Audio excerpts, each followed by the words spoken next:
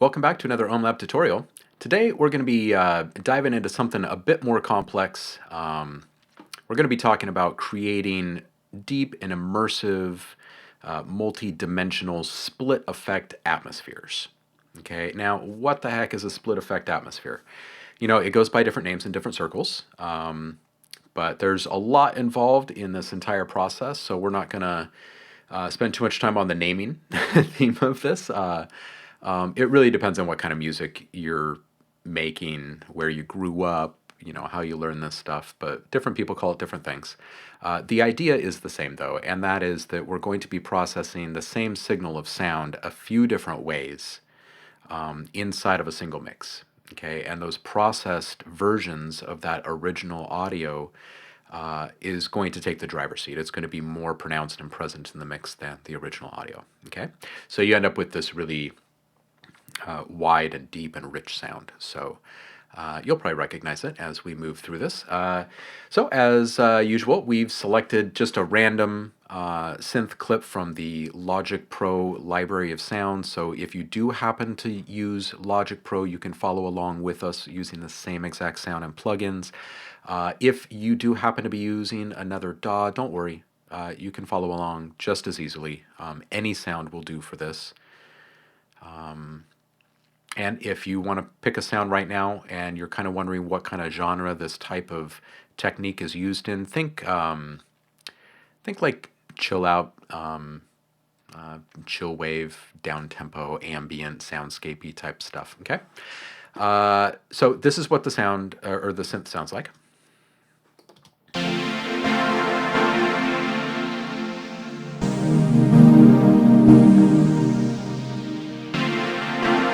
Okay, you get the idea, and you can see here that it was clipping by at least a couple decibels, and it's a bit overdriven in spots. Now, you're thinking to yourself now, why would you choose such a sound? And why would they include it in the stock library of sounds? Well, you know, it just goes to, it's a good reminder that you never know what to expect next from audio, especially when you didn't create the audio yourself. So knowing how to react to these things and fix them so you can still use the stuff in your productions is what makes you a good producer.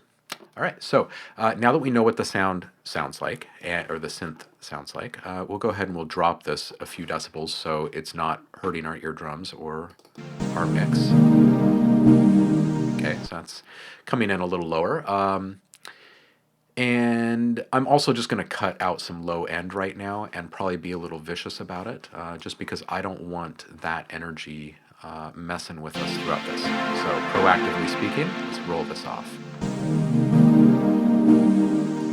All right, so that's good enough. And again, we're just going to make big sweeping cuts and adjustments here. You can fine tune this to your specific needs in your project. Now, this type of effect is going to require us to send our original sound out to a few new channels. Yes, a few. And we're going to work with those in various ways. But we're also going to want to set this thing to a beat. Not necessarily a beat that we're going to hear, but a beat that we're going to use to manage some automated volume ducking and stuff. So let's go ahead and set that up before we do anything else. So here I've just chosen a software instrument called Ultrabeat, fancy little drum machine here. And the reason why I chose software instead of audio is so you can see how the routing happens when you do choose to use software over audio. Okay, so I'm just going to pick like a basic sounding kit here. That's perfect, and I'm going to go ahead and grab a blank sequence. And I'm just going to toss in a beat, I guess maybe every other measure is probably good for this. We'll keep it kind of down tempo and chill from beginning to end. See what this sounds like here. Exactly what we expected it to be. If you're using Ultrabeat or another beat program and plugin like it, make sure that you switch off the sequencer before you drag your MIDI clip into your arrangement window. That way you're not triggering the sound twice. Now, we don't necessarily want this beat in our mix, so I'm just going to set this to no output instead of stereo output. Now we do not have to worry about the beat coming in as we work on our synth.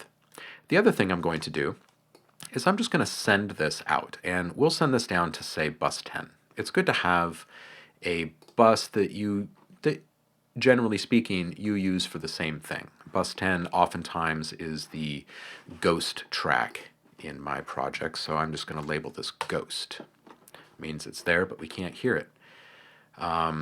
And we can also set the auxiliary track that we just created to no output as well.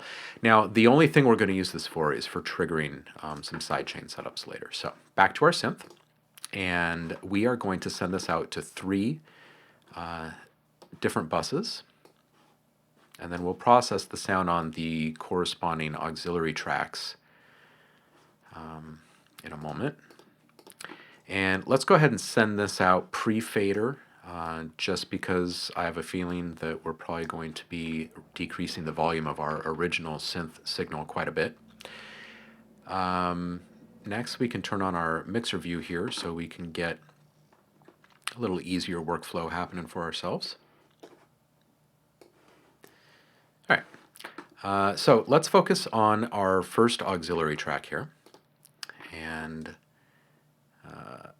the first thing we're going to do is set up some reverb, okay? And the way that we're going to create a really immersive, like multi-dimensional effect is a little out there, so bear with me. We're going to put just a plain Space Designer on here, another stock plugin in Logic, and we'll go ahead and grab a really big place to put our sound into.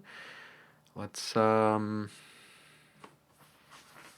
maybe we'll grab like this big chamber here. That sounds really big.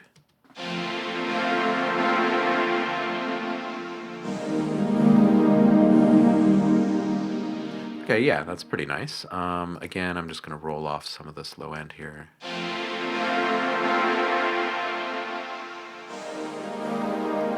Okay, that sounds all right to me. And then next thing we are going to do is set up a compressor on this same channel, and this is just going to be for some ducking. And depending upon the type of music that you're making, the circuit type or the type of compressor that you use may be a little bit more important versus another type of music. So we're just going to use the stock Platinum Digital here, but just know that response times and whatnot do vary from model to model, so make sure that you're picking the one that works best for your music. If you're unsure, you can check out our channel for other related tutorials to help get you there. So we're just going to come over here and switch this to sidechain mode, maximum detection. We're going to check for peak signal, not RMS, which is actually an average. And we're going to grab our bus 10 as our sidechain input, because that's where our kick drum ghost signal is. Going to drop our threshold a bit, make sure that we're grabbing the signal as it comes in. Going to increase our ratio, so it's reducing the volume each time that kick drum is triggered. We'll make sure that our gain add back, our makeup gain, is set to 0, because we don't really want to increase the loudness here in any way. Going to decrease our response time, our attack, to somewhere between, say, 1.5 and 2.5 milliseconds. You go below that, you risk some clicks. You go above that, and it doesn't respond quite right. We'll drop our knee down to 3. We don't really want it all the way down to 0. Again, we'll probably hear the action a little too quickly. We don't want it to be interrupting. We want it to be smooth. And then we also want to increase our release a bit, just so it doesn't let go too quickly. Now, let's see what this sounds like. Ooh, now that is loud, because I forgot to turn off auto gain and auto. So there we go. And we'll make sure that our ghost is also soloed, so our effect is actually registering in our compressor. Here we go.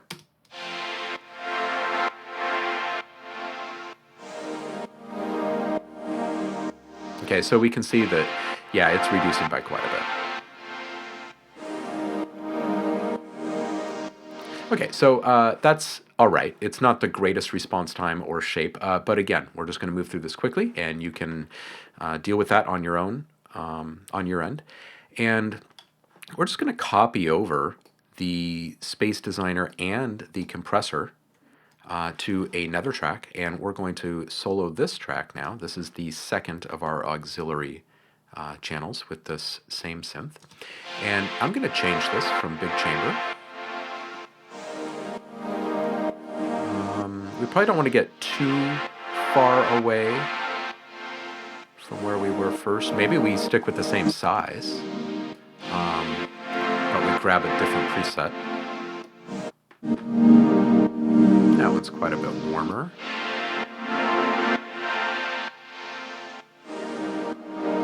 Okay, and again, we would spend a lot more time dialing in our EQ and the reverb envelope shape and all of that, but we're just going to continue moving quickly. And next thing we want to do is pan our first auxiliary channel that we set up hard left, our next one hard right. And now let's move on to our next auxiliary channel. This is the third auxiliary channel that our sound is being sent out to. And the first thing we'll do is let's set up a filter. So we have a different delivery altogether than the original sound, okay? And we'll just pick a rate that's pretty basic. So right now, this is a 1/1.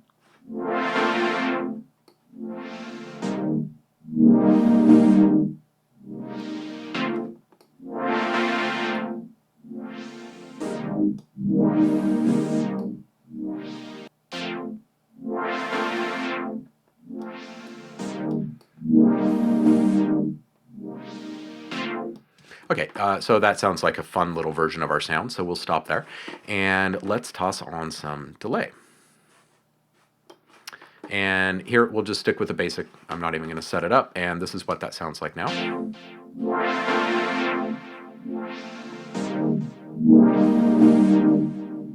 All right.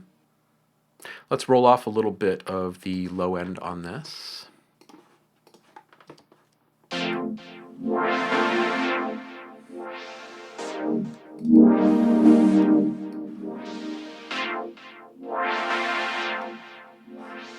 And let's take off just a little bit of the top here. And again, I know I'm making some pretty destructive moves here. I just want to keep moving quickly for us.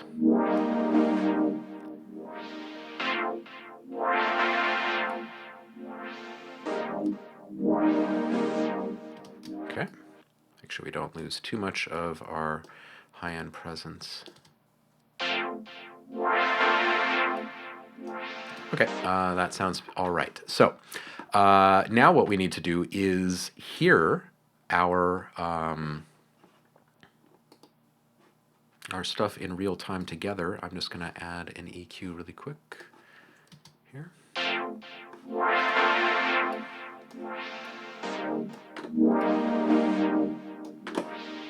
Okay, I'm going to set these up independently from each other, so there is a slight variation on each one, and it's intentional. And it's just to help us create the multi-dimensional and deep overall sound. Okay, and so now let's listen to all three of them in tandem.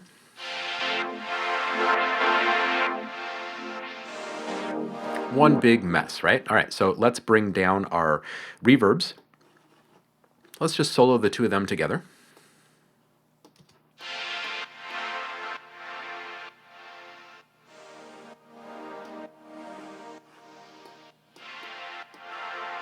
That sounds pretty all right together. Now let's bring in our delayed channel.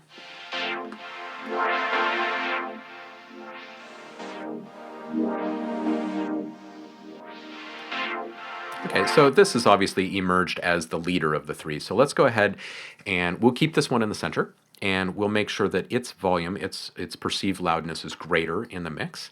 And let's jump back to our original sound and see what it sounds like when we bring this in. The only reason we want to use the original sound at all is for just a couple of moments, and its really shiny appeal. So let's listen to it again, but we're going to bring it down and make sure that our processed versions of this sound are in control. and that the original sound has now become more of like a backing element for character and texture. So let's listen to that.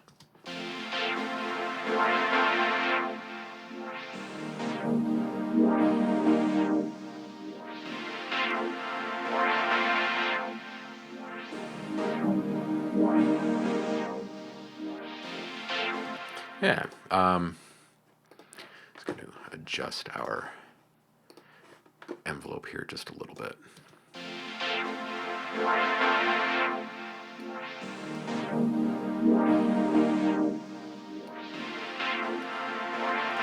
All right. So now, obviously, if you wanted to, you could. Let me just turn off all of our solos.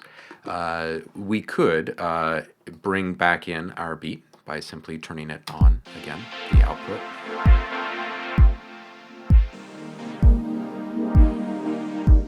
See how this is actually going to sound in a real mix.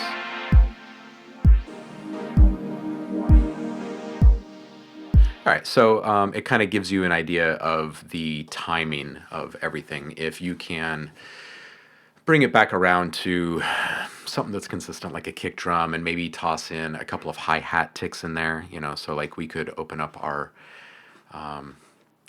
ultra beat again, and we could add a few little hi-hat ticks in there or something. So maybe we add one on the offbeat here. Maybe we add just a couple tiny little ones.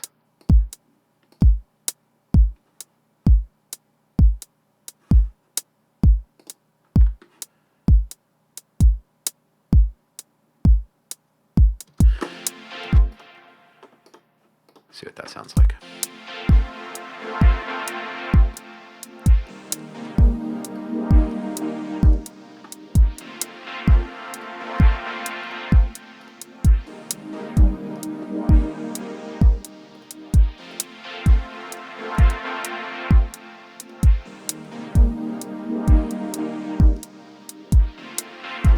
Anyway, just whatever it takes to help you kind of get the feel of whether or not the timing of your delay is right, and make sure that you have the proper pre-delay settings dialed in for your reverb and whatnot. But that's it. In a nutshell, that is the entire workflow for creating these really immersive split effect atmospheres. And it's all done through just a little bit of routing trickery where you've got some percussion or kick drum or a synth or something being used as a ghost note on an auxiliary track that doesn't even have an output, so you have no idea how that volume ducking is happening. It just creates a nice lush pumping effect in the music. Then you send out your synth or guitar or whatever you're using to create your atmosphere, and don't use just one reverb, but a couple, and pan them in different directions, and then shoot another one right down the middle on another channel strip with a different effect altogether.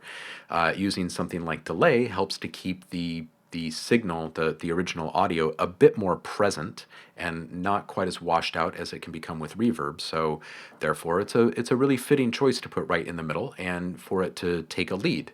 Don't just add the delay though, change it up a little bit more and add something like the auto filter feature. So you get a little bit more modulation and movement in there. So that way, when you bring in your original sound to the mix, it actually contributes something. Okay. It's a bit advanced for those who are just getting started, but I hope you hung in there and watched the entire thing because it should spark some good creative inspiration and ideas, maybe even help you connect a few dots along the way. As always, let us know what you thought in the comment field below. Give us a shout here through our YouTube channel, on any one of our websites, or through our social networks around the World Wide Web, and let us know what you want to see next. We work on requests, so let your voice be heard and let us know what you want to learn about. Thanks for stopping by. It's always great to have you here, and we will see you again soon. Cheers.